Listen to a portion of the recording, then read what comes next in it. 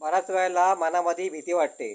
भीती ही वाटते की ज्या वेळेला आमच्या गावात एखादा माणूस जेव्हा मरतो ना, त्यावेळेला आम्ही तिथे जेव्हा जातो मैताला, तिकडे मैताला गेल्यावरती समजतं की माणसं गोळा होतच नाहीत.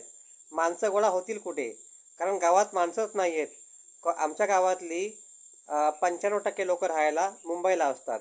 त्यामुळे ज्या वेळेला आजूबाजूच्या गावातली पाहुणी रावणी येतील तेव्हा आम्ही आमच्या माणसाचं मडं उचलतो. थोडक्यात काय, कोकणातल्या बहुतेक गावामध्ये हीच परिस्थिती आहे, वेगळं काय नाही. सांगायचा मुद्दा एकच की परप्रांतीय आमच्या इकडे येऊन पोट भरतायत आणि आमची मराठी मुलं जातात झाडू मारायला मुंबईला. करणार काय? आणि आता आमची लोक मराठी माणसं परप्रांतीच्या नावाने बोंबला मारतायत की परप्रांतीची घुसखोर झाली म्हणून. काय करणार? आता सांगायचा मुद्दा एकच की भविष्यामध्ये असं होणार आहे की भविष्यामध्ये आम्हाला कोणाला आमच्या मराठी माणसाची मडी उचलायला कॉन्ट्रॅक्ट बेसिसवरती परप्रांतीयांना बोलवावं लागेल.